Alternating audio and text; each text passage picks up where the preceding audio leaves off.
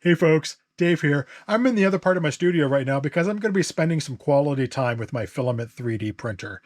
I have an affinity for shooting Wally. This character right here, you know him, you love him, and this figure has featured in many photos that I've created and in several videos on this channel. I'll link to them up, down, below somewhere. But I shoot him a lot, but he has some limitations. First of all, his tracks don't move. His hands don't kind of open and close. His neck doesn't swivel like I want it to. So he's mobility limited.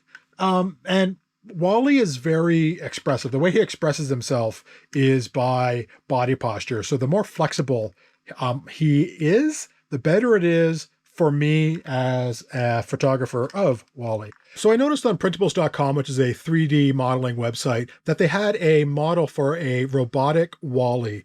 This is a model that you can download, add some electronics to, and actually have a remote controlled Wally. I don't necessarily care about the electronics so much, but I do care about the fact that that model is highly articulate. So I figured, hey, why not make a project of downloading this file and making myself a very highly articulate Wally. That sounds fantastic. The issue factor with this is that this model is it's huge. It's about 41% size of the real life Wally, and real life Wally is about 3 feet tall. So this guy's 4 inches. So we're talking at 1.5 feet of a Wally, which sounds very photographic. The other issue is that there are a lot of parts to print, 310 of them to be exact. So I'm going to be spending probably like a month just printing these things off. So I have a bunch of filament ready to go. I got my printer ready to go. I got my slicer ready to go. So all that's left is to start this printing. So let's do that now.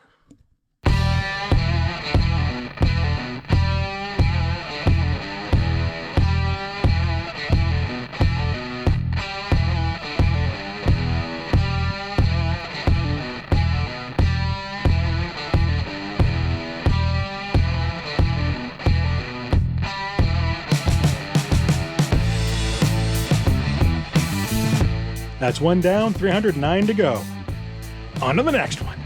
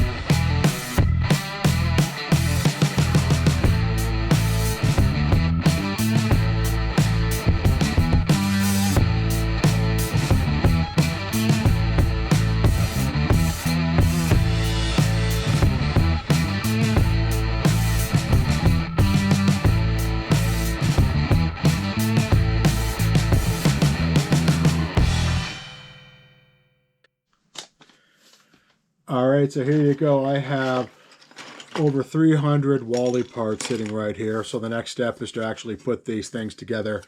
The total print time was just under 24 days. It was 556 and a bit hours, which is pretty epic from a incredible timeline. That's just print time. That's not including the time for swapping prints or, the time that a print finished, midday or in the middle of the night and I had to wait to get swapped out. That was just straight actual putting filament into a part time. So this is a representation of a heck of a lot of time. I will say, though, that my printer is a Prusa Mini, and I don't have the latest firmwares installed on it. So it is not the fastest printer in the world. There's a lot of modern printers like the Bamboos and the new Crealties, even I think the new Prusa Mark IVs, that will print this in much shorter time. I could probably get this done in the modern printers within a week, week and a half, probably maybe 2 weeks, because the swap time delays. But that's what I had. And I think it's important to note that a lot of times people think that when they're following somebody and they're saying, what type of tools do we need to get into a hobby? Do I need all the best tools? And the answer is no. Work with the tools that you have and just make the best of it and make the most of it. And as long as you can create with those tools, even though it might take a lot longer than other tools that are shiny and happy on the shelf, if it's the tool you have and it works for you, that's the tools you can use to create whatever you want. In this case, a bunch of Wally parts. Now I got to assemble all this. The website, I guess, that all this stuff came from, includes this video of assembly for how to assemble this. Like I said, this robot, I'm not intending it to be an actual remote controllable robot. That's not my goal. My goal is to have something that's infinitely posable for my camera. So it's going to be a little bit of adjustment. But while I was looking through those instructions, I noticed a few things. One of which is that the motors that it uses are actually part of the structure of some of the assemblies. So I went ahead and bought some cheap versions of those motors. They may not be the best motors for the market, but like I said, I'm not powering it. I just want it to hook together. So I got the motors for that. And also for the eyes, for the glass, I bought some lenses off of Alibaba that came in. Luckily, for the nice thing about having a 4-week worth of print is that you got lots of time for overseas budget shipping to take its time to get parts there. So these lenses will become the eyes for Wally. And between that, the servos and nuts, I got some nuts and bolts that are needed to put all the stuff together. So it should be just a matter of cleaning up these parts, 3D parts, 3D printed parts. They often come with a lot of crud and crap and support structures that I'll need to remove and clean up. That's just part of the 3D printing process. And so I'll work on some of that and just start assembling this thing. So let's get to it.